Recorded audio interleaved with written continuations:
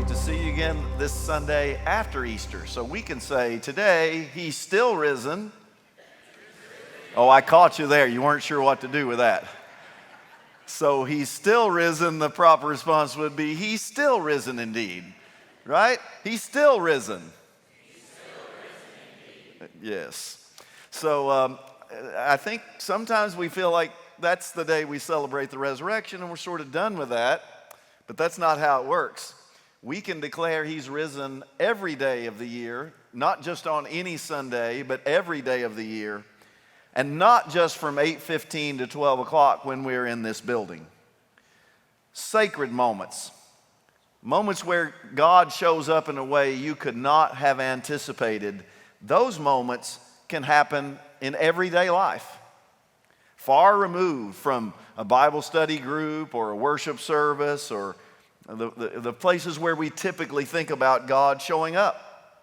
If we're willing to look with more than our physical eyes and hear with more than our physical ears, we might encounter, I don't know, a man walking down the road, if the road's named Emmaus, or a meal that you might share with a friend, or a gardener, or a garden. And if we're able to look with our spiritual eyes and maybe something of a spiritual imagination, we just might see Jesus himself. John 21 recounts just such a moment as that. So that's the text. This is the next chapter. Last week was John 20. We're just going to the next chapter, John 21.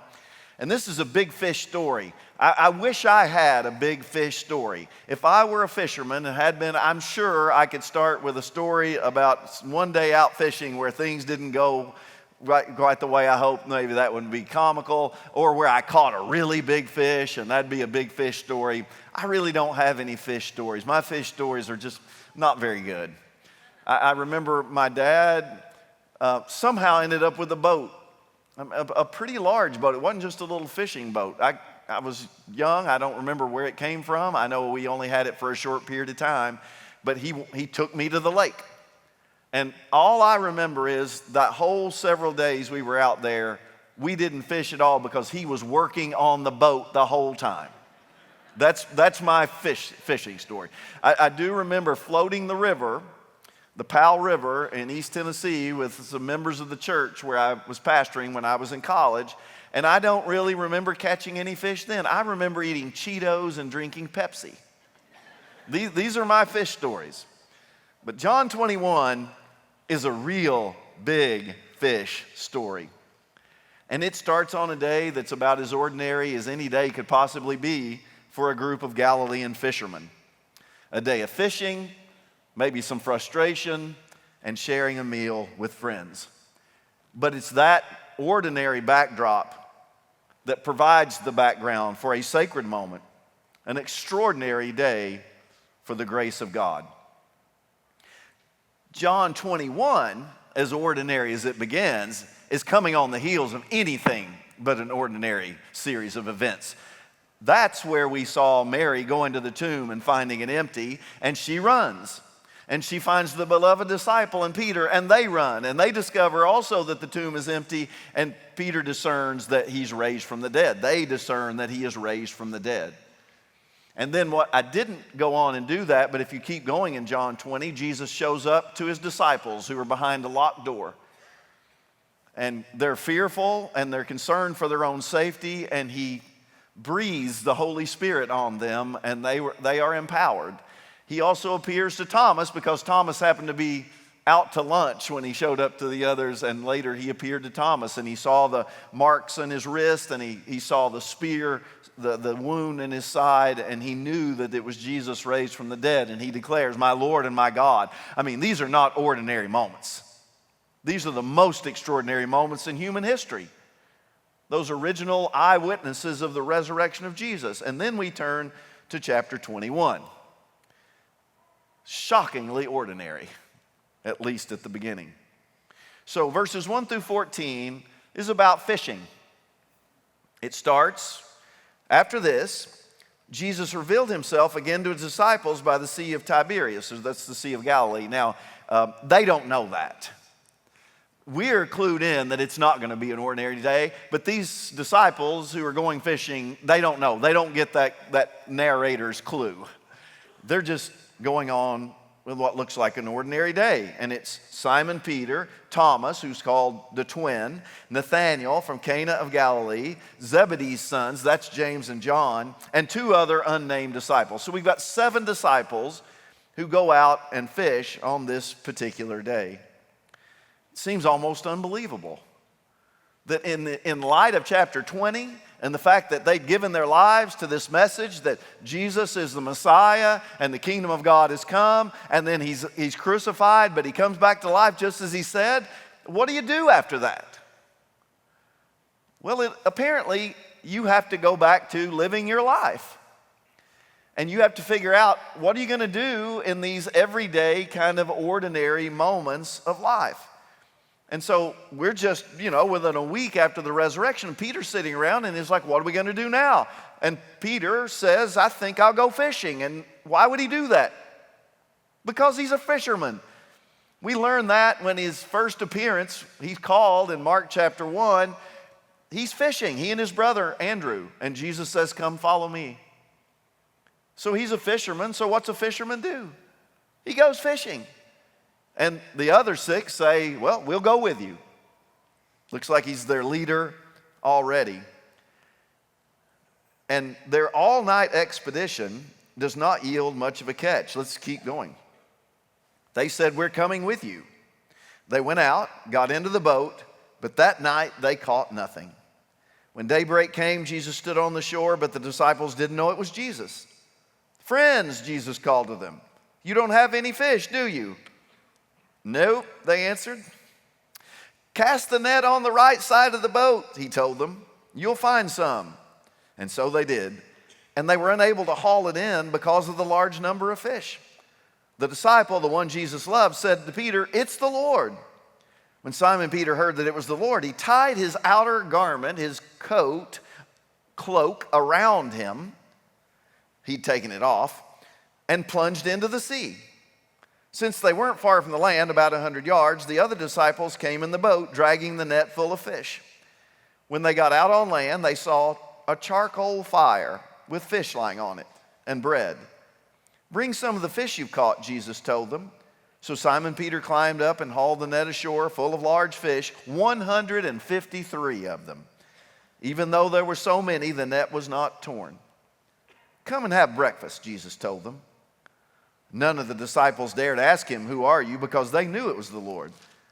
And Jesus came, took the bread, and gave it to them. He did the same with the fish. This was now the 3rd time Jesus appeared to the disciples after he was raised from the dead.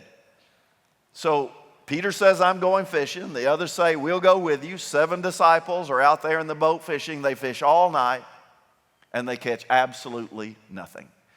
Now, I like to say, I think we can identify with the disciples here. I can't really. I've never fished all night and didn't catch anything, but I bet there's some people here who could identify with that. And that's the situation they're in. We've worked all night. Now, this is not like doing this. They're dragging nets. This is hard. This is arduous labor, and they're fishing all night. They're not doing it for pastime or fun. This is what they do for their lives. And I think the way we would say it is they got skunked. Nothing. And now there's some guy on the shore that they don't know who it is who calls out to them, you didn't catch anything, did you? See him cupping his hands so they can hear? Nope. And then he says, well, then throw the net on the starboard side. That's the right side for you novices. I Googled it so I'd know. But it's the right side of the boat. In this culture, not surprising, the right side. They thought the right side, left side, left-handed people, left side, right side, probably going to be, it seemed to make a little bit of sense. Yeah, we'll throw it on the right side. They do what he said. And man, did they hit it big. They had a catch so large that they could hardly drag the net. It looks like they're having trouble getting it in. And we actually have the number of fish, 153. Now think about that. Why would the text be that specific to say 153 fish? I mean, we have all kinds of reports where we don't get the exact number, but here it's 153. And the early church fathers, they just wouldn't let a good number go without finding deeper meaning in it. Augustine, who dies about 430, he finds a significance in that number 153. He says that's like a number that it's symbolic of all people who are coming to Jesus, coming into the net. And the way he got there, he said, if you take 10 for the 10 commandments, that represents the Old Testament, and you take 7, which is the sevenfold spirit in the book of Revelation, and you add them together, you get 17. And then if you add the numbers 1 plus 2 plus 3 plus 4 plus 5 all the way to 17, guess what number you get? 153. I had to actually check it on my calculator to make sure, and it works out, 153. Augustine was right about that. It's like, it couldn't just be the number of fish. It has to have this deeper meaning. And Augustine's not the only one. Gregory the Great, another early church father, follows Augustine in the 17, the 10 plus 7, and he gets to 17. But he doesn't do the add the numbers 1, 2, 3. He says then multiply 17 times 3, the number of the Trinity, and you get 51. And then multiply that times 3, the number of the Trinity, and guess what you get? 153. Jerome, the 4th century theologian and Bible translator, translated the Bible into Latin, the Latin Vulgate. He didn't follow them in that kind of numerology. He just said that there were 153 known varieties of fish in the world at the time. And so catching 153 was symbolic of catching every species, and thus it's a message about somehow all people, coming to Jesus. All those who are coming into the net and being saved. I don't know about all that. But at the purely historical level, it's not surprising to me that a boat full of fishermen with a catch like that wouldn't figure out how many fish did we catch. I mean, you're going to want to tell that story. Somebody's counting the fish when they get to the shore, and they're going to tell that story about the day they got skunked and then threw the net off to the right side and caught 153. You think that story's not going to be told again and again? Maybe 153 is just the number of fish they caught.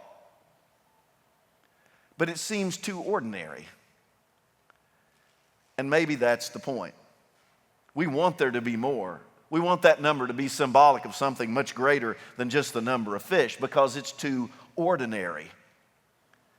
But don't we need to encounter the Savior in the ordinary as well as the extraordinary?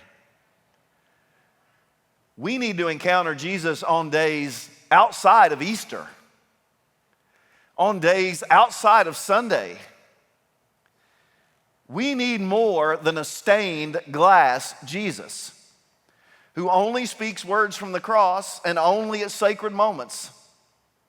We need a Jesus who's with us in the ordinary days and moments of life. We need a Jesus who's with us at the office, a Jesus who's with us in the classroom, a Jesus who's with us at the shopping mall or the shopping center, a Jesus who's with us on the court or on the field. As St. Teresa of Avila says, the 16th century Spanish nun and author, know that even when you are in the kitchen, our Lord moves amidst the pots and the pans. We need a Savior who accompanies us on the everyday journeys, who sees us in the ordinary circumstances and speaks to us in those times and places too. This text offers one of those sacred moments. It's just fishermen fishing. And yet the extraordinary intruded into that moment, and it is an extraordinary moment of grace. Now, in this case, it all happened on a beach. This is sort of lessons from the shoreline, a big fish story. And around a campfire, God shows up. And it's one of the most memorable scenes in the New Testament, but the moment is an ordinary one. But we'll have extraordinary moments too, often marked by pain and suffering and death and dying and disease. Those moments are part of life too, not just out fishing, but suffering and death and dying. And this is the place where we need resurrection power as well. It's nice to talk about the resurrection when we're sitting here. It's one thing to say, He is risen, and everyone answers, He is risen indeed.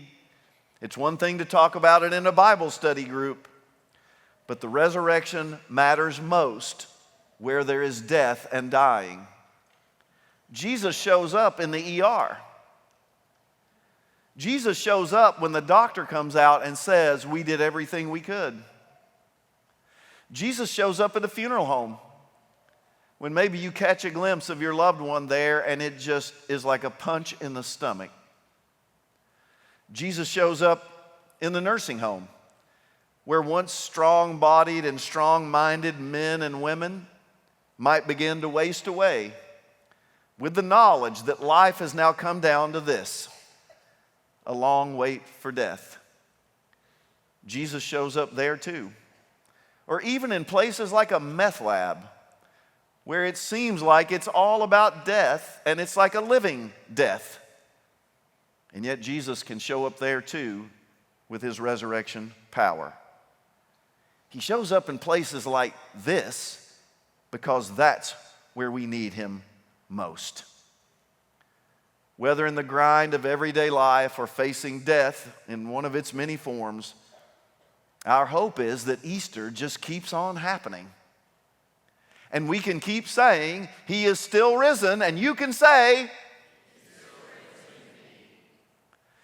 well, the beloved disciple recognizes this as a moment, an extraordinary moment. He's able to see the shoreline with more than just his physical eyes. He's able to see with his spiritual eyes and his spiritual imagination, and he's the one who says, it's the Lord. And Peter does the strangest thing in that moment. Have you ever seen someone put garments on to jump into the pool? I mean, normally you're taking your coat off to jump into the pool because you want to keep it dry. You might need it when it's all over. It might be chilly, so you want to keep many of your clothes dry as you can. Peter does the opposite of what anybody else would do. He had taken his coat off, maybe fishing that was fishing hard, might have worked up a little bit of a sweat. So his coat's already off. He puts it on, ties it around him, and jumps into the water. Now he's soaked in every garment that he has with him. And he jumps into the water, although the boat is only 100 yards away from the shore. I mean, he could have just stayed in the boat and he would have been warm and dry when he got to the shore. You know, he's been known to get out of a boat prematurely in an earlier scene. And here there's no sense that he's able to walk on the water or anything like that. I mean, he just has to swim in like anybody else. And then I can imagine just behind him the shores, right on his heels, pulling in with that large catch of fish.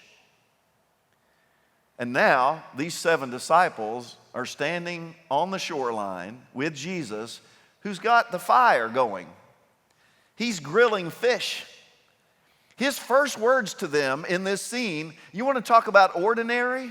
I mean, what's the resurrected Messiah going to say to them in this moment? You boys hungry? It's the most ordinary thing ever. You know they're hungry. They've been fishing all night and they didn't catch anything. So they're tired and they're hungry, and Jesus has prepared a breakfast for them on the shore. I don't know about you, but I can almost write myself into that moment. If you allow yourself to see, to hear, to smell, you might hear the crackling of the fire. You might hear the sizzling of fish on that fire. You know the smell of smoke coming from the fire?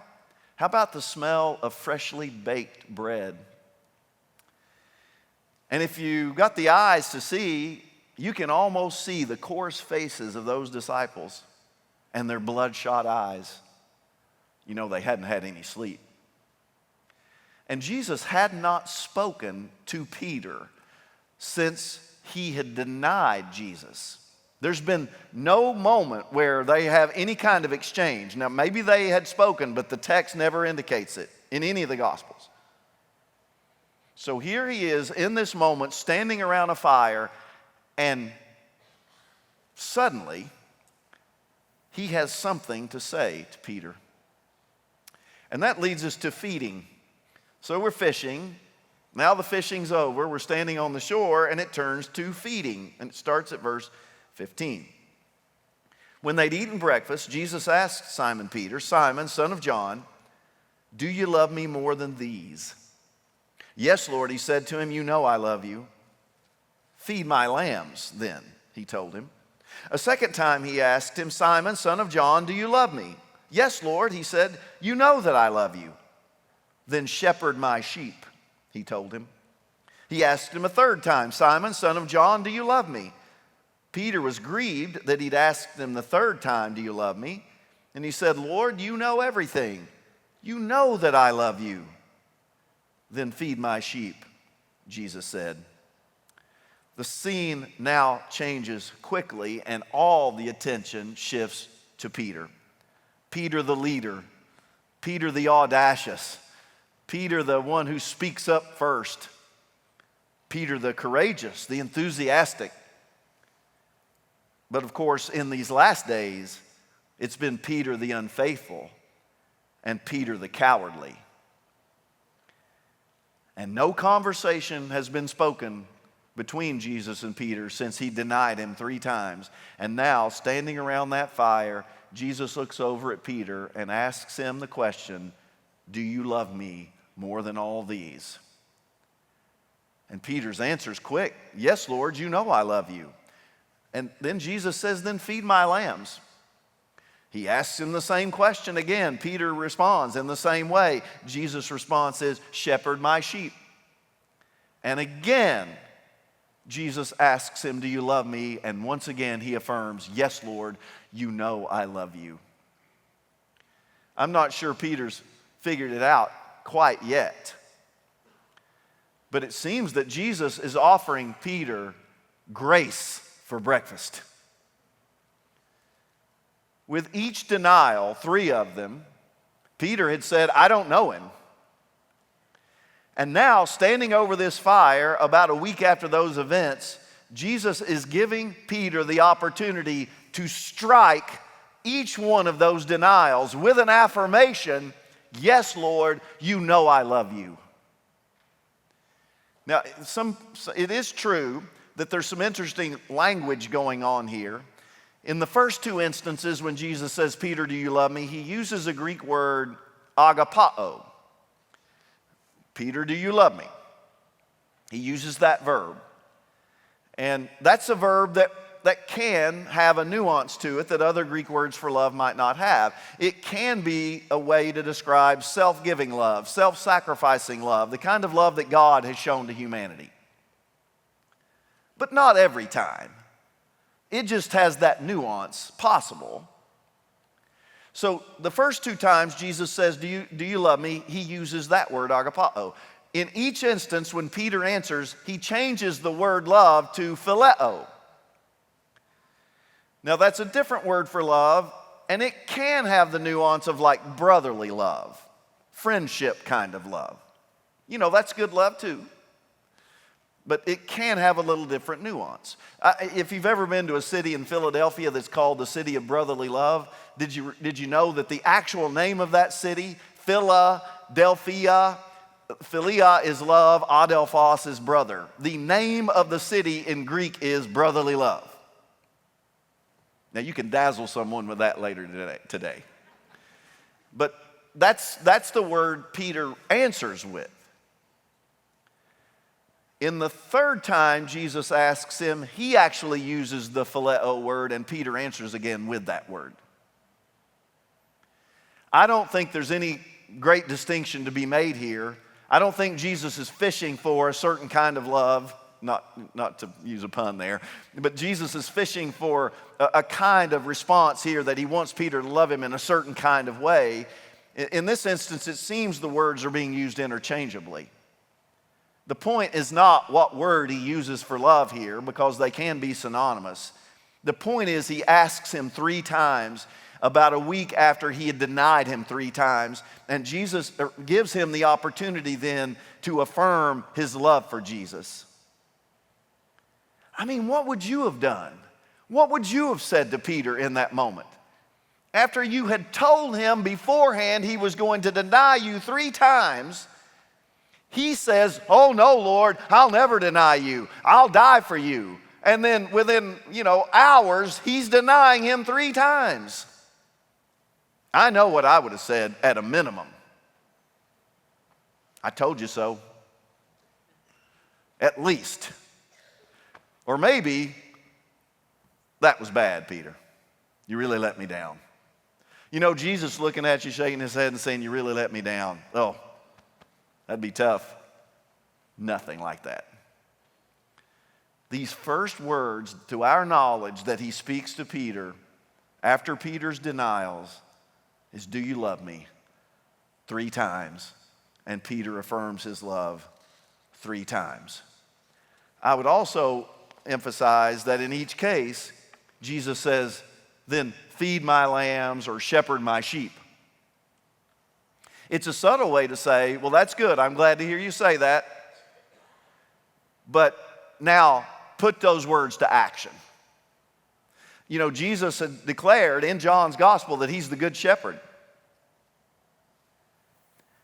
And now he needs under-shepherds. He needs Peter to take up the role of shepherding the flock. It's about 120 right now. Other disciples are also going to be under shepherds, but he needs Peter not just to say, "I love you," but to show that love by putting those words into action. Feed my sheep. Now don't mistake it. Jesus is the great shepherd. Peter's just an under shepherd. But he's still calling him to something important. Don't just declare in this place that Jesus is risen. Don't just say here, "I love Jesus." Take it outside these walls and declare that Jesus is alive out there, and demonstrate your love by acts and deeds of righteousness. And then following, verses 18 through 23. Truly, truly. Whenever you see truly in a narrative like this, it's like, okay, listen up. This is important. "Truly I tell you," Jesus says to Peter, "when you were younger, you'd tie your belt and walk wherever you wanted. But when you grow old, you will stretch out your hands and someone else will tie you and carry you where you don't want to go." That's a really strange little proverb that he shares there. It sounds like good advice. I mean, I say that to my sons all the time. "Boy, you better enjoy your youth while you have it." Both my sons have a head full of hair. I say, "Boy, you better enjoy that hair now, because I promise you this is where you're headed." And it really bums them out. But I'll ask them after they exercise, "You stretch?" I have a pretty good answer what their answer is going to be to that. If they're honest, probably not. I'm like, "Man, you got to stretch. You're going to get tight. You're going to pull a hamstring or something like that." And they just look at me like, "You might." It seems like sage advice. Enjoy your youth. Appreciate the fact that you can like stand on one foot and put your sock on in the morning, even before you really loosened up. You see me? I'm showing off there. I can still do that. But I can see it coming, where I'm going to have to probably sit down to put my sock on. And I remember my dad, who was fiercely independent and always a really strong man. Late in life, when I would go home, I was only there a couple weeks out of the year. And I'd every time end up helping him with his socks. And his problem was he had arthritis, he was stiff, he couldn't really get down to put his socks on. But if his socks wouldn't stay up, it drove him crazy. So they had to be tight enough to stay up, which meant they're not easy to get on. You see the quandary. Have to help him with his socks. He didn't want to wear any kind of shirt other than a button-up shirt all the time. And it was so hard for him with his arthritis to get his arms in a shirt. And I'm like, how do you do this when I'm not here? And sometimes I think he probably just left his shirt on for a couple days at a time. And then we had a family member who'd come by and help him. So it's certainly true what Jesus says to him here, but it seems so odd if he's just saying, boy, enjoy your youth. But maybe there's more in the way he speaks this to him. When he says, when you grow old, you will stretch out your hands and someone will tie you and carry you where you don't want to go. Now, I don't know what you're thinking at that point, but in light of what just happened about a week ago, that sounds a lot like what happens at crucifixion. Stretch out your arms. Someone carries you or helps you carry and then ties you. And you probably know this, but if you were carrying your cross to crucifixion in the Roman world, you didn't carry the whole cross. The vertical piece was always in the ground at the sites of crucifixion. You carried the cross piece, the horizontal piece, and it was heavy. And they would often tie you to that cross piece.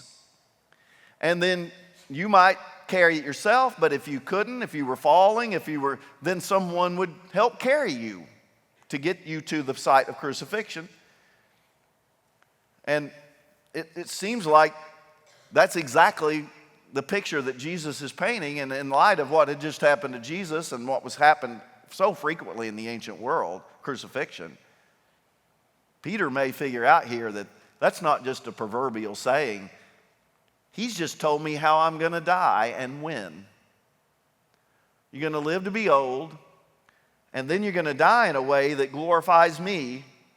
He says in verse 19, he said this to indicate by what kind of death Peter would glorify God. So why would he say this to him at this moment? Well, what if you knew, if I could tell you without question how you were going to die and when it was going to happen? Let's say you thought I had that power and I wanted to tell you. Would you want to know? Well, what if you didn't ask me, I just told you, and you're young, let's say you're Colton sitting here, and I said, Colton, you're going to live to be an old man, and when you do, you're going to die falling off a ladder trying to replace a light bulb at age 90. Colton, I don't know how you'd feel about that. I think you'd probably still show up at the final this week, right? But wouldn't that allow you to live tomorrow and the day after that and all the days up until you were 90 years old and climbing on the ladder, to live those days with great courage? Because at the very least you knew that's not the day.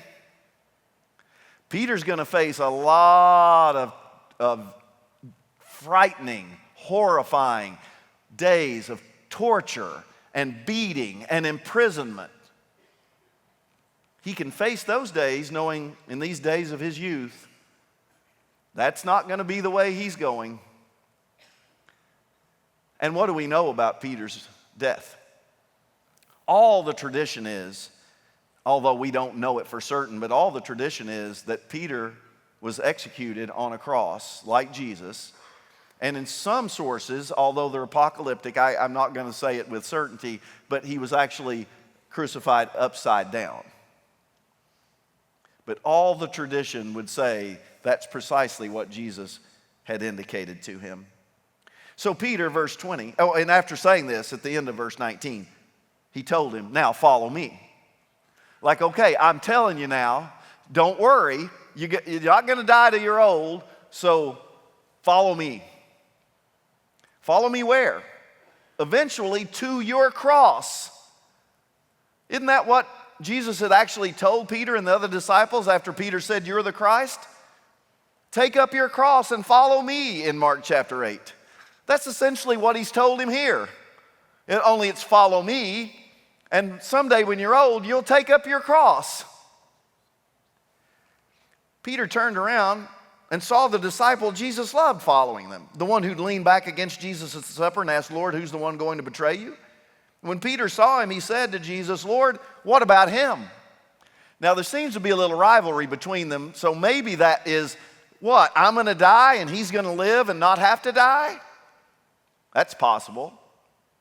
It's also possible that Peter took this as a great honor, that he was going to live a long life and then he was going to die a death that would glorify Jesus. Maybe he's hoping that John's going to have the same honor. But whatever he meant by that, Jesus basically said, don't worry about that. I'll take care of him. You worry about you. And what is it he told him again in 22? If I want him to remain until I come, Jesus answered, what's that to you? As for you, follow me. Following. Feeding. Fishing. Ordinary events, but extraordinary grace and an extraordinary call to follow me.